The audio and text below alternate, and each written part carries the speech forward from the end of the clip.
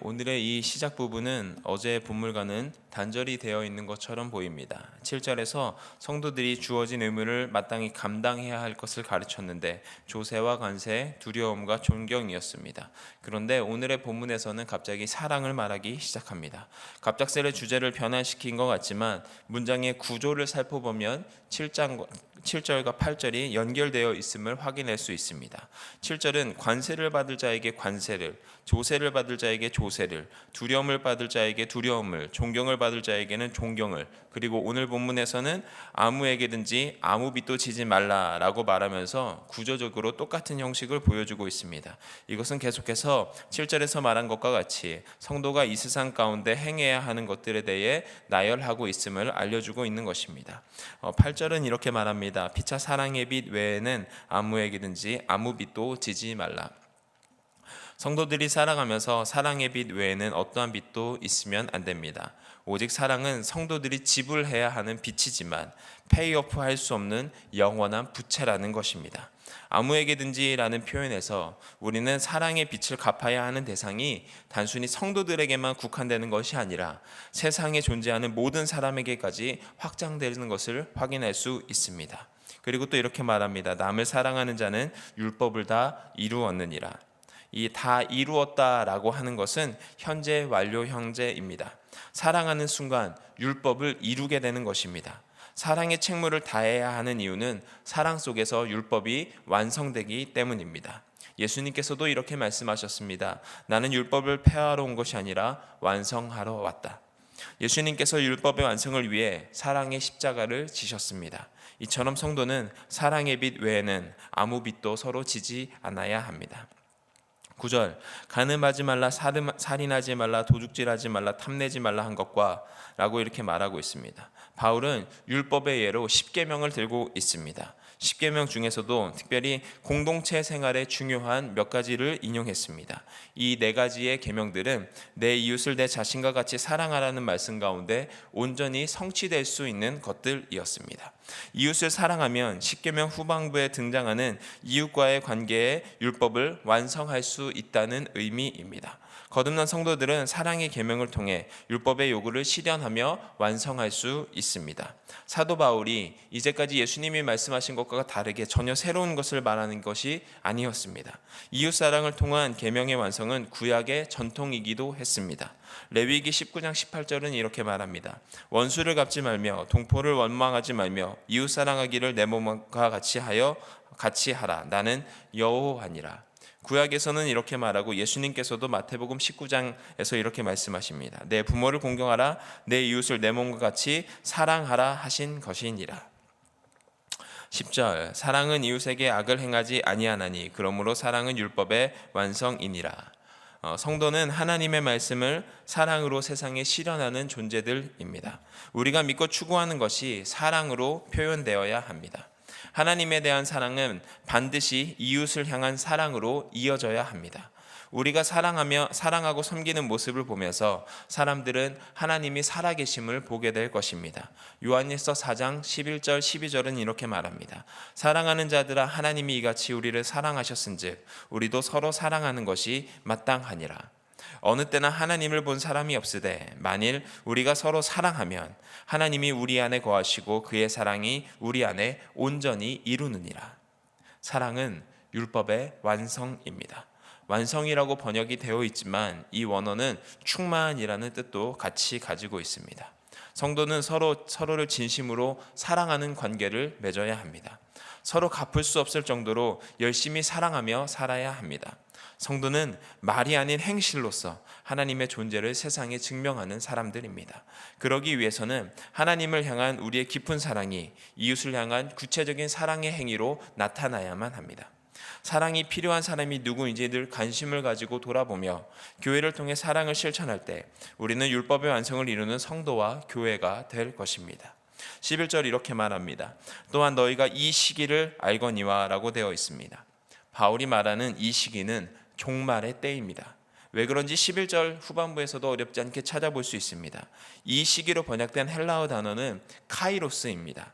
이 헬라어에는 두 가지의 시간적 개념이 있는데 하나님의 특별한 시간적 개념을 가리키는 카이로스와 일반적인 시간적 개념이 크로노스가 있습니다. 여기에서는 특별한 시간적 개념이 카이로스가 쓰였습니다. 그리고 자다가 깰 때라는 표현은 임박한 종말론을 가리키는 단어이기도 합니다.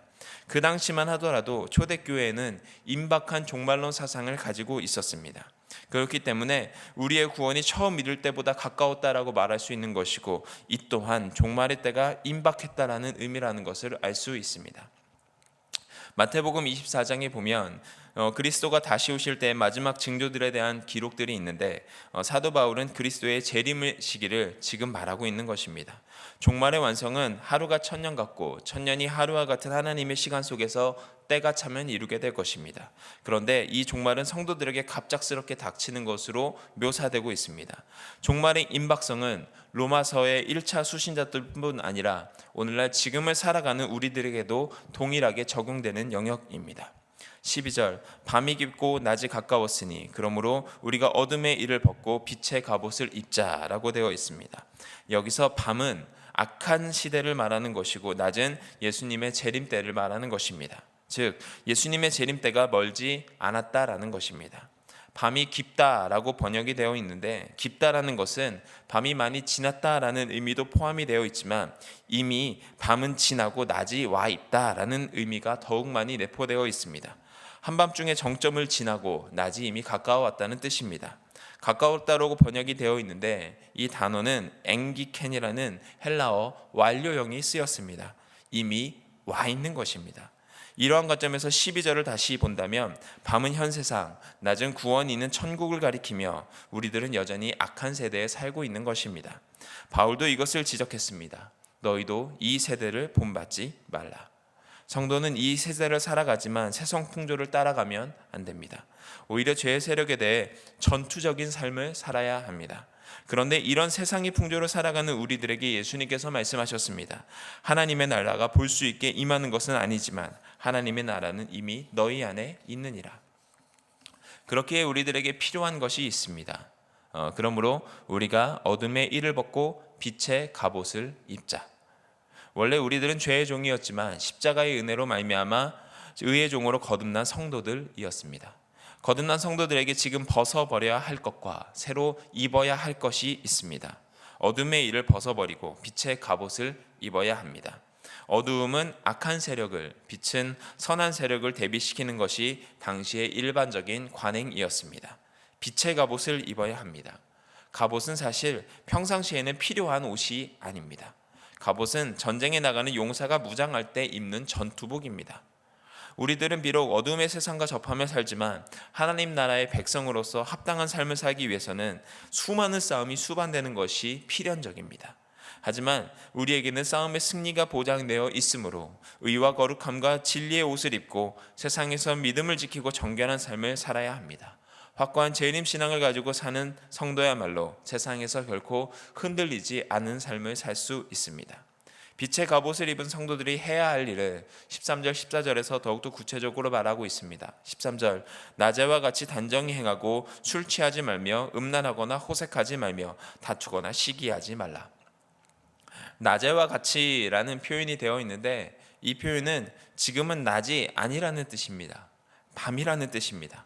사도 바울이 성도들이 실제로 낮에 살고 있는 것처럼 성결하게 살아야 한다고 말하는 것입니다. 방탕하지 말고 술을 멀리하고 음란과 호색을 피하고 다투거나 시기하지 않는 것이지요.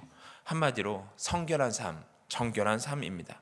적극적으로 선한 일을 행하고 삶의 영역에서 악한 것을 끊어내는 모습으로 나타납니다. 영적으로 깨어있는 성도는 빛의 자녀로서 단정히 행하는 것입니다. 이것을 14절에서 이렇게 표현합니다. 오직 주 예수 그리스도로 옷 입고 정욕을 위하여 육신의 일을 도모하지 말라. 그리스도로 더불어 옷 입는다는 말은 로마서 6장 1절에서 10절에 잘 나타나 있습니다. 세례를 통하여 그리스도의 죽으심과 부활에 참여한 바 됨을 말하는 것입니다. 그리스도와 함께 십자가에 죽고 그와 함께 다시 사는 것입니다. 그러므로 그리스도로 옷 입은 것은 자신이 그리스도와 함께 죽은 것을 시인하고 정욕을 피하는 삶, 그리스도와 함께 다시 살아 영의 일을 추구하는 삶을 의미하는 것입니다. 오늘의 본문에서 사도 바울은 성도가 서로 사랑해야 하는 이유와 다가오는 재림을 대할 때 어떤 영적인 자세를 취해야 하는지를 교훈해 주고 있습니다. 하나님은 성도된 우리들이 서로 사랑하기를 원하십니다. 우리는 말이 아닌 행실로서 하나님의 존재를 세상에 증명해야 하는데 이웃을 향한 구체적인 사랑의 행위로 그것이 나타나야 합니다. 또한 예수님의 재림이 임박했음을 깨닫고 영적으로 깨어 거룩하게 살기를 원하십니다. 종말의 때를 준비하며 예수님이 오실 때를 준비하며 슬기로운 다섯 처녀처럼 기름을 준비하여 혼인잔치에 참여할 수 있어야 합니다. 늘 깨어 기다려야 하지요. 우리의 흐트러지지 않은 모습은 없었는가 점검해 보아야 합니다. 무너진 것들을 회복하여 거룩한 삶으로 나아가고 처음 믿을 때보다 구원이 가까웠으니 어둠의 일을 벗고 빛의 갑옷을 입으며 오직 주 예수 그리스도로 옷 입고 정력을 위해 육신의 일을 도모하지 않는 인생을 사시는 저와 여러분들이 되시기를 주님의 이름으로 축원드립니다. 기도드리시겠습니다.